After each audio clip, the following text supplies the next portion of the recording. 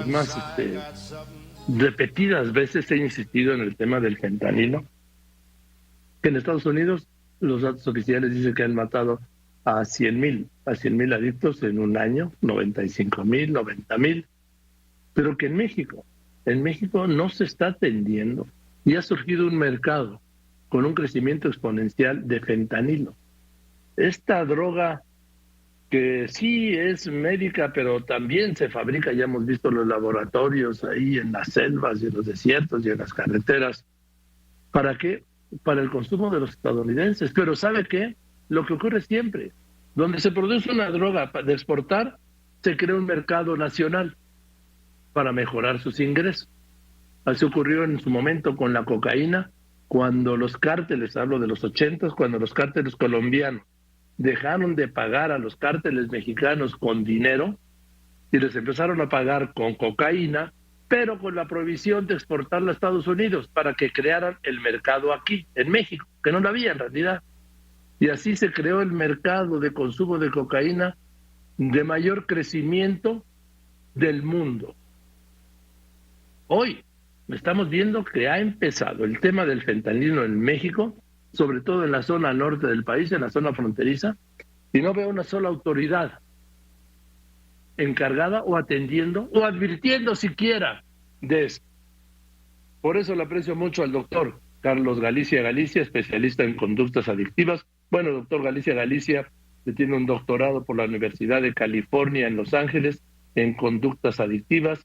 Es graduado con especialización en reducción de la demanda de drogas ilícitas por la Academia Internacional de Reducción de las Demandas de Drogas en Roswell, Nuevo México. Es especialista en comunidades terapéuticas para drogas por Daytop, ¿sí? El Instituto Daytop en Nueva Jersey, y es maestro en psicología clínica y maestría en psicología general experimental por la Facultad de Psicología de la UNAM. Acaba de publicar en la Gaceta, y por eso le pedí que por favor hiciera el favor de contestarme, una intervención que dice: debe incluirse detección de fentanilo en pruebas toxicológicas. Doctor Galicia Galicia, me da una gran alegría saludarlo y gracias por contestarme. Buenas tardes. Buenas tardes, un gusto y el agradecido soy yo por la invitación. Aquí A estoy. ver, doctor, esto del fentanilo, sí, oímos, ¿no? Que en Estados Unidos mueren 90,000, mueren 100,000, que aquí se produce el fentanilo que ya se fabrica en México, sí, pero no solo es para exportar a Estados Unidos. También, doctor, pues ya se ha creado un mercado interno de uso de fentanilo, ¿no? Sí, de hecho, esta parte del mercado interno, del mercado mexicano, no es una sorpresa. Esto del fentanilo, depende de qué fentanilo estamos hablando, porque hay un fentanilo que se ha usado médicamente durante muchos años. El fentanilo es un medicamento que se usa para, especialmente como anestésico, y también es un painkiller, es un analgésico que se recomienda para personas que tienen algunos tipos de cáncer que son muy agresivos y que son muy dolorosos. Entonces, en las zonas hospitalarias, los ambientes hospitalarios, se ha usado durante muchos años el fentanilo, y se ha usado mal también. Ha habido una gran cantidad de fallecimientos de médicos, de anestesistas, perdón, de enfermeras, de personal hospitalario en general, que tiene sobredosis de fentanilo, pero no se reportan como sobredosis. Estos fallecimientos se reportan como infartos o como algún tipo de accidente cerebrovascular o algún otro diagnóstico, pero no se reporta específicamente por el consumo de la sustancia permitida, de la sustancia que está dentro de los hospitales. Sin embargo, en las calles hay otro tipo de fentanilo, o más bien dicho, Joaquín, otros tipos de fentanilo, porque son una gran variabilidad de los fentanilos que se ofertan en las calles. Y estos son los fentanilos que están produciendo esa gran cantidad de fallecimientos, y que, por supuesto, en el mercado mexicano del consumo de drogas empiezan a producir ese tipo de fallecimientos. Hay un subregistro en México de los casos de fallecimientos por sobredosis, porque, bien lo comentaba usted en la introducción, no hay datos, no hay cuidados, no hay ese factor de prevención, ese factor de... Si la cocaína hace años solamente pasaba por México eh, como una droga de paso y eventualmente se quedó aquí en el país con el fentanilo y con cualquier otra droga de las que vienen formadas, se van a quedar en el país y van a encontrar consumidores y consumidoras. Y este hecho del fentanilo y de los fentanilos análogos, que son los que mencionaba yo como fentanilos ilícitos, son los que están produciendo ya fallecimientos en México. Es cierto, la franja fronteriza norte de México, pues por la relación y por la interacción que tiene, es una franja muy dinámica en muchos aspectos, comercialmente, culturalmente, científicamente, socialmente. Eh, Produce un gran dinamismo entre México y esa zona de Estados Unidos. Va reportando una gran cantidad de personas que fallecen por algo que médicamente se llama muerte súbita, que es producida justamente por este efecto del fentanilo. El fentanilo, entre muchos otros factores, produce algo que en inglés se dice wooden chest, en español sería pecho de madera, que significa que los músculos que están en el pecho se ponen tan rígidos que es imposible a las personas respirar y prácticamente mueren asfixiadas por depresión respiratoria, se dicen, mueren asfixiadas porque no pueden respirar. Antes se produce hipoxia, se daña el cerebro, en general se daña todo el organismo, pero cuando llega el fallecimiento se asocia a algo que se llama muerte súbita, que significa, ¿por qué falleció? Pues por miles de causas, pero no hay una causa definida, de tal forma que el fentanilo en México ya está produciendo estas muertes, ya está produciendo los efectos tan devastadores que vemos en las noticias o en cualquier video que se pueda conseguir en YouTube o en cualquier otro lugar.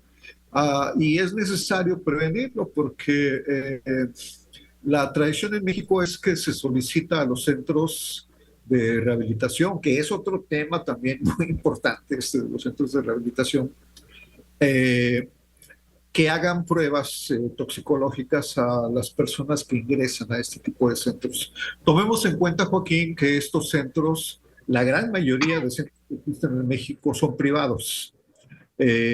Centros que dependan del gobierno federal o de los gobiernos estatales son contados con los dedos de la mano y los demás son centros privados. Entonces, los controles que hay sobre las prácticas en estos centros no alcanzan a prevenir justamente qué se hace con estas pruebas que les denominan de antidoping para conocer qué sustancias se está consumiendo la persona que va a ingresar a este centro. Y por supuesto, en relación al fentanilo, no hay esos reactivos para poder detectar el consumo. Además, es muy difícil detectarlo porque en un promedio de 3 o 4 días después de que se consumió, ya es casi imposible el proceso de detección. Entonces, se necesita incluir en el banco y en el requisito de ingreso a un centro de tratamiento por uso de sustancias es este material para las pruebas reactivas de fentanilo. Además, se habla de ese proceso de adicción en la Academia Americana de Psiquiatría de Adicciones y la Sociedad Americana de Medicina de Adicciones. Se está luchando por dejar a un lado el término adicción y hablar justamente de los efectos de bajo consumo, mediano consumo y alto consumo, que es más fácil definir cuáles son los efectos de estos niveles de consumo a estigmatizar a las personas que usan cualquier tipo de drogas con un solo adjetivo. Y esa es la realidad que tenemos en este país, en México. Es necesario producir una gran cantidad de movilización conceptual, de movilización social para prevenir justamente fallecimientos y prevenir ah, pues que llegue tan rápido esa otra epidemia que está sucediendo en Norteamérica con respecto al fentanilo. Ahí dice en Estados Unidos, doctor Galicia, que en México hay un subregistro de muertes, porque Sí, mientras ellos tienen 91,000, en México se han reportado 5 muertes por fentanilo, que me parece bueno, una Joaquín, cifra disculpa, que ya se actualizó, ya no son 5, ya son 87. Pero bueno, aún comparadas así esas hay, 87. sí, bueno, tiene que haber un registro, un subregistro, ¿no, doctor?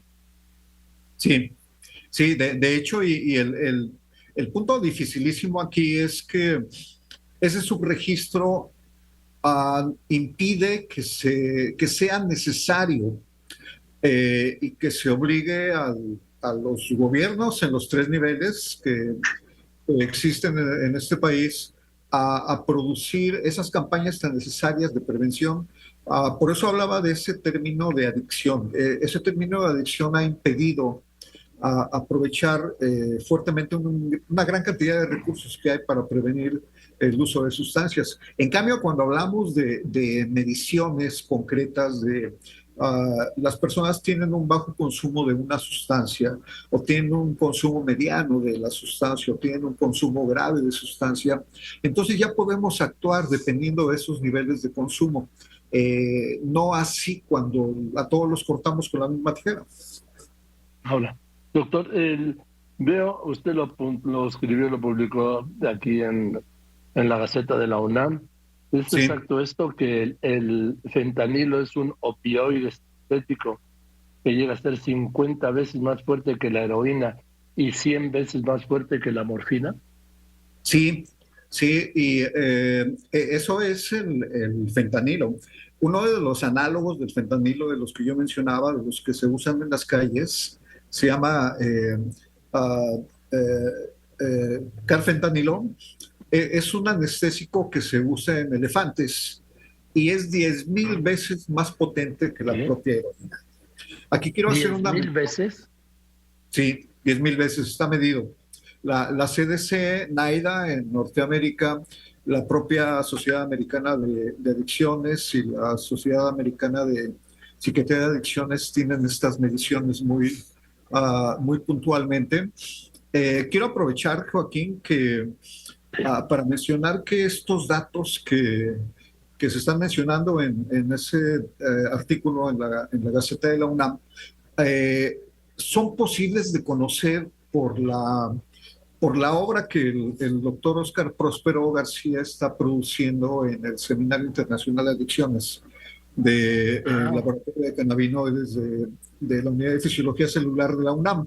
Esto es importante porque en ese, cada mes, la última semana de cada mes, el doctor Próspero invita a especialistas de todo el mundo a aportar datos sobre temas como este, específicamente temas que socialmente no pueden ser tan conocidos porque hay una brecha entre lo que se hace en la investigación y la forma de cómo se difunde y la forma de cómo llega eh, al público en general.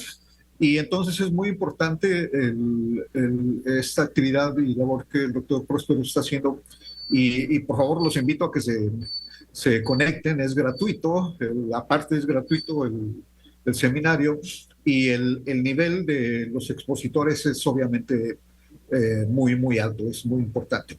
Regresando al fentanilo, que pues no me salí mucho del tema con esto del doctor Próspero, eh, el carfentanilo, decía, es un anestésico que se usa en elefantes.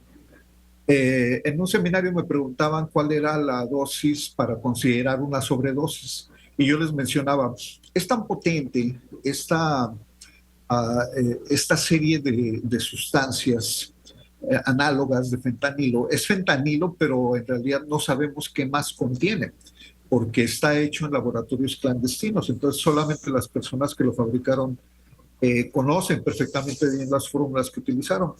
El tema es que llega a las calles y en las calles está produciendo, además de esas muertes súbitas, además de todas esas imágenes tan impactantes que vemos los videos de YouTube, en las noticias, está produciendo altos costos en la atención. Hoy en la mañana todavía estuve en un seminario que habla sobre el tratamiento con un agonista del fentanilo que se llama buprenorfina.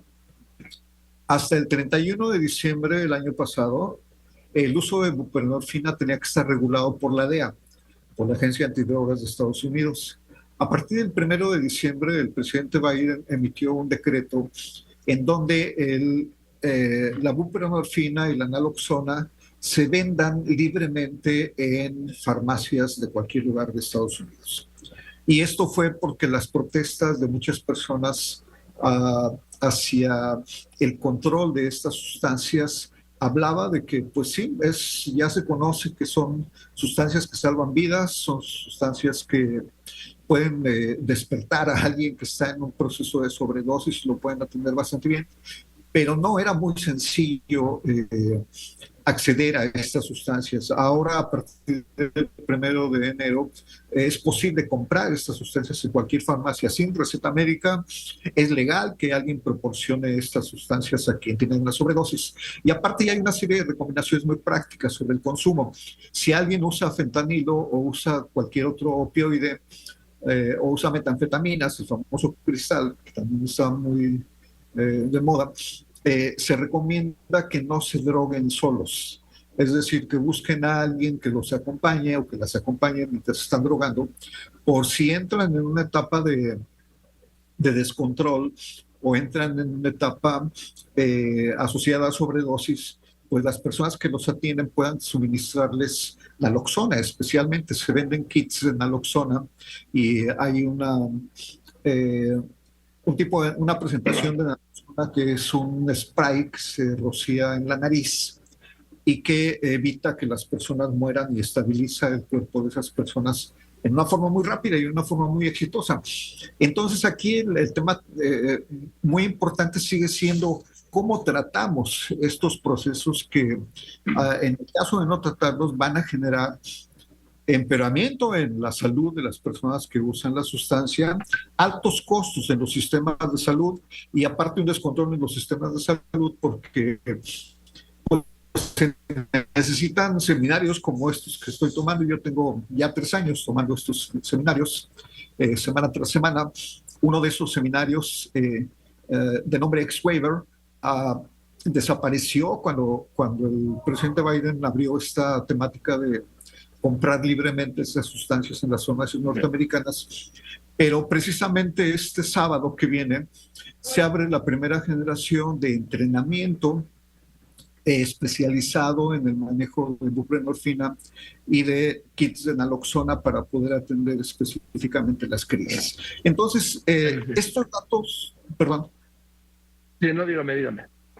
Estos datos que estoy comentando resultarían seriamente necesarios para un país como México, tan grande, con tantos Méxicos que existen, todo el mundo lo decimos, en todas las condiciones socioeconómicas, académicas, de cualquier índole, de tantos Méxicos que existen, que es necesario que el sistema de salud no espere a que se produzca esa epidemia que ya existe en Norteamérica y pues que evidentemente nos preparemos como país y como instituciones privadas y públicas, como agencias gubernamentales y como agencias privadas, para poder hacerle frente al embate que viene ya. Ahora, no es solamente el fentanilo, hay otras drogas formadas en la fila de los consumidores y de los distribuidores de drogas. Y entonces, así como va a ser un embate gigantesco el fentanilo, las drogas que vienen formadas también son drogas muy complicadas, que son drogas que también se producen en laboratorios y pues van a producir una crisis muy grande en el sistema de salud mexicano, de tal forma que pues es muy importante prepararnos en ese momento. Así es. Bien, doctor Galicia, le aprecio mucho, Carlos, que me haya contestado, es muy ilustrativo y sobre todo está documentando una realidad que no queremos ver. Pero ahí está y creciendo y lo abrazo con afecto. Gracias, doctor. Al contrario, muchas gracias. Hasta luego. Que esté muy bien el doctor Carlos Alejandro Galicia, especialista en conductas adictivas. Yo voy